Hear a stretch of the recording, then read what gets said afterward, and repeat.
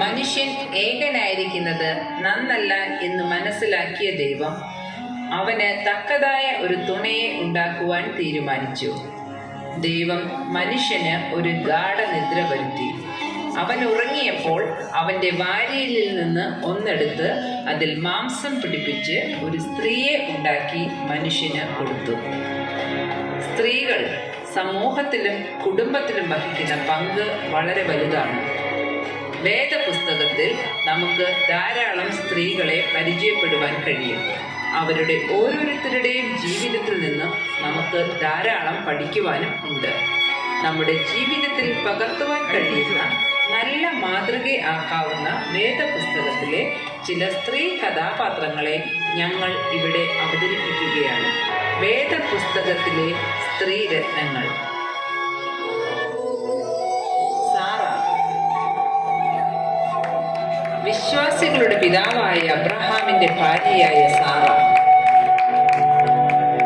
വാഗ്ദത്തം ചെയ്ത ദൈവത്തെ വിശ്വസ്തൻ എന്നെണ്ണുകയാൽ പ്രായം ചെന്നിട്ടും ഒരു പുത്രന് ജന്മം കൊടുക്കുവാൻ ഭാഗ്യം ലഭിച്ച ജാതികളുടെ മാതാവ് എന്ന പേരിൽ അറിയപ്പെട്ട സ്ത്രീരത്നം സാറ.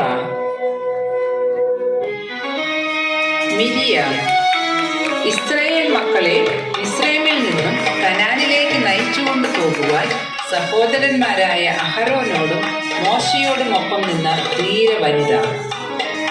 ഇസ്രായേലിന്റെ മക്കൾ ചെങ്കടലിന്റെ നടുവിൽ ഉണങ്ങിയ നിലത്തുകൂടി അക്കരെ കടന്നപ്പോൾ മിരിയാം തപ്പെടുത്തു. സ്ത്രീകൾ എല്ലാവരും തപ്പുകളോടും നൃത്തങ്ങളോടും കൂടെ അവളുടെ പിന്നാലെ ചെന്നു. ദെബോര,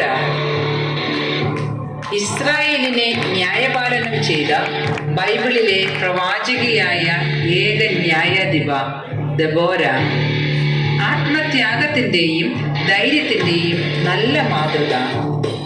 കനാന്യർക്കെതിരെയുള്ള യുദ്ധത്തിൽ തന്റെ കൂടെ വരണമെന്ന് ബാരാക്ക് അഭ്യർത്ഥിച്ചപ്പോൾ ബാരാക്കിന് ധൈര്യം പകർന്ന് യുദ്ധത്തിന് ഉത്തേജനം പകരുവാൻ ബാരാക്കിനും സൈന്യത്തിനുമൊപ്പം ഇറങ്ങിത്തിരിച്ച് കനാന്യർക്കെതിരായ യുദ്ധത്തിൽ ഇസ്രായേലിന് ഉജ്ജ്വല വിജയം നേടുവാൻ ദൈവം ഉപയോഗിച്ച ദീർഘദർശിനി.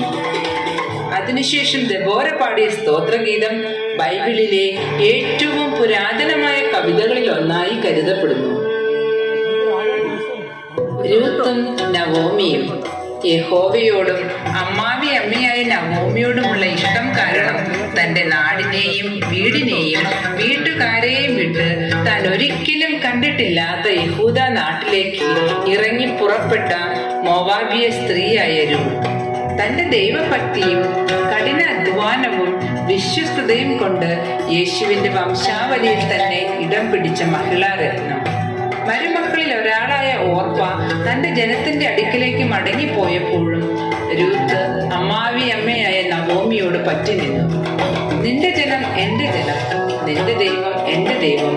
നീ മരിച്ചടക്കപ്പെടുന്നിടത്ത് ഞാനും മരിച്ച് അടക്കപ്പെടും എന്ന ഉറച്ച നിലപാട് സ്വീകരിച്ച രൂത്ത് മരുമക്കൾക്ക് ഒരു മാതൃകയാണ്.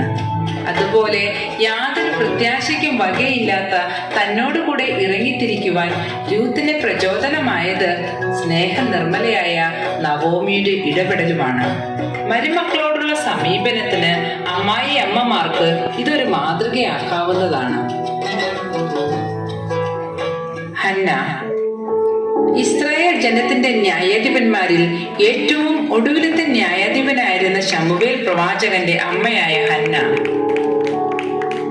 ഹന്നയുടെ മടുത്തു പോകാത്ത പ്രാർത്ഥനയും ത്യാഗ മനോഭാവവും സമർപ്പണവും ദൈവത്തോടുള്ള ഭക്തിയും വിശ്വാസവും നാം മാതൃകയാക്കേണ്ടതാണ്.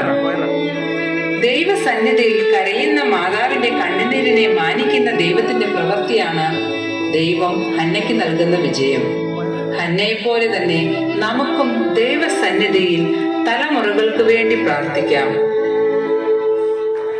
അബിഗേൽ, കർമ്മേലിന്റെ മഹാധനികനായ നാബാലിന്റെ ഭാര്യ.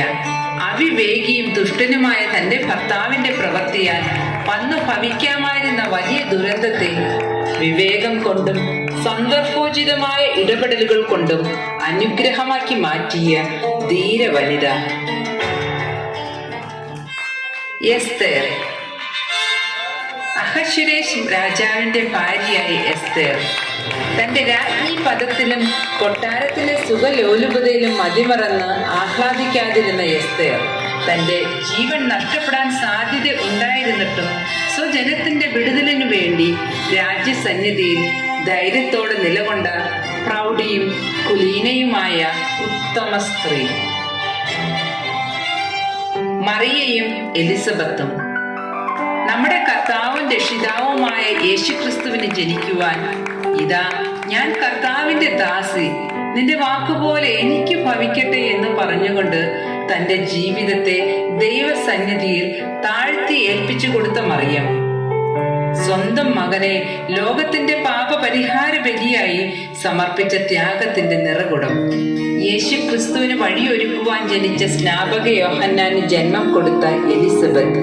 തന്റെ കർത്താവിന്റെ അമ്മ അടുത്തു വന്നപ്പോൾ എലിസബത്തിന്റെ ഉദരത്തിൽ കിടന്ന ശിശു അത് തിരിച്ചറിഞ്ഞു. ദൈവസന്നിധിയിൽ നീതിയുള്ളവളും കർത്താവിന്റെ സകല കൽപ്പനകളും പാലിച്ചിരുന്ന ഉത്തമ സ്ത്രീയായിരുന്നു എലിസബത്ത്. ഹന്ന പ്രവാചകി. ആശേർ ഗോത്രത്തിലെ ഫനുവേലിന്റെ മകളായ ഹന്ന പ്രവാചകി വളരെ വയസ്സ് ചെന്നിട്ടും ദേവാലയം വിട്ടുപിരിയാതെ ഉപവാസത്തോടും പ്രാർത്ഥനയോടും കൂടെ രാവും പകലും ആരാധന കഴിച്ചു പോന്നു. അതുകൊണ്ട് യെരൂശലേമിന്റെ വീണ്ടെടുപ്പിനെ കാത്തിരുന്ന എല്ലാവരോടും യേശുവിനെ കുറിച്ച് പ്രസ്താവിക്കുവാൻ ഹന്ന പ്രവാചകിക്ക് കഴിഞ്ഞു. മാർത്തയും മറിയയും. യേശു സ്നേഹിച്ച ലാസറിന്റെ സഹോദരിമാരായ മാർത്തയും മറിയയും യേശുവിന്റെ പാദപീഠത്തിലിരുന്ന് യേശുവിന്റെ മൊഴികൾക്ക് ചെവി കൊടുത്ത് എപ്പോഴും നല്ല അംശം തിരഞ്ഞെടുത്ത മറിയ പലതിനെ ചൊല്ലി വിചാരപ്പെട്ടും മനം കലങ്ങിയും ഇരുന്ന മാർത്തയ്ക്ക് യേശുവിന്റെ സന്ദർശനം ആശ്വാസം തന്നെയായിരുന്നു. മാർത്തയുടെ അതിഥി സൽക്കാരം ഏതൊരു സ്ത്രീക്കും മാതൃകയാക്കാവുന്നതാണ്. ശമരിയക്കാരി സ്ത്രീ. യേശുവിനെ മശിഹായാണെന്ന് തിരിച്ചറിഞ്ഞ ശമരിയക്കാരി സ്ത്രീ അറിഞ്ഞ സത്യം മറച്ചു വെക്കാതെ വെള്ളം കോരുവാൻ വന്ന കാര്യം പോലും മറന്ന് പട്ടണത്തിലേക്ക് ഓടിച്ചെന്ന് താൻ അറിഞ്ഞ സത്യം എല്ലാവരെയും അറിയിക്കുന്നു. അവളുടെ വാക്ക് കേട്ട ജനം പട്ടണത്തിൽ നിന്ന് പുറപ്പെട്ട് യേശുവിനെ കാണാനെത്തുന്നു. മഗ്ദലക്കാരത്തി മറിയം. യേശുവിന്റെ ശുശ്രൂഷയുടെ അവസാനം വരെ യേശുവിനെ അനുഗമിച്ച മഗ്ദലക്കാരത്തി മറിയം മരണസമയത്തും യേശുവിനോടൊപ്പം അവൾ ഉണ്ടായിരുന്നു.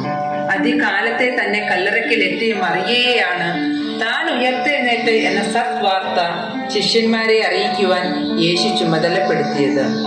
അപ്പോസ്തോലന്മാരുടെ അപ്പോസ്തോല മഗ്ദലക്കാരത്തി മറിയം.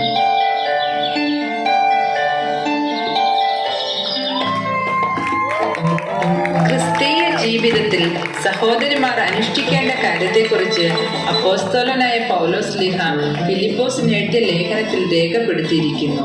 അവർ ഭർതൃപ്രിയമാരും പുത്രപ്രിയമാരും സുബോധവും പാതിവൃത്യമുള്ളവരും വീട്ടുകാര്യം നോക്കുന്നവരും ദയയുള്ളവരും ഭർത്താക്കന്മാർക്ക് കീഴ്പ്പെടുന്നവരും നന്മ ഉപദേശിക്കുന്നവരും ആയിരിക്കണം. സദൃശ്യവാക്യങ്ങൾ 4:2 പറയുന്നത് സാമർത്ഥ്യമുള്ള സ്ത്രീ ഭർത്താവിനൊരു കിരീടം.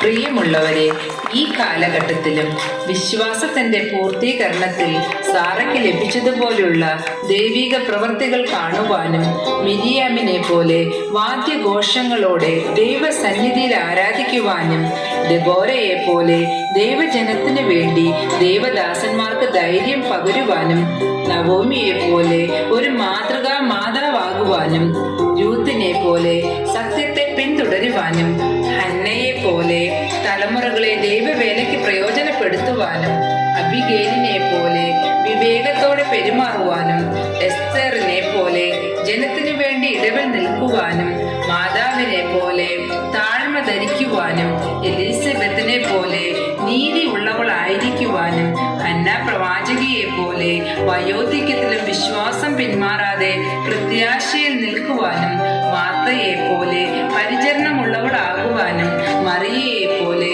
കർത്താവിന്റെ പാദപീഠ ഇരിക്കുവാനും ശമരിയക്കാരി സ്ത്രീയെ പോലെ ദൈവത്തെ മറ്റുള്ളവർക്ക് കാട്ടിക്കൊടുക്കുവാനും മഗ്ദലക്കാരത്തി പോലെ അന്ത്യം വരെ വിശ്വസ്തയായിരിക്കുവാനും ദൈവം നമ്മെ ഓരോരുത്തരെയും സഹായിക്കട്ടെ എന്ന് പ്രാർത്ഥിച്ചുകൊണ്ട് ഞങ്ങളുടെ അവതരണം ഇവിടെ പൂർണ്ണമാകുന്നു.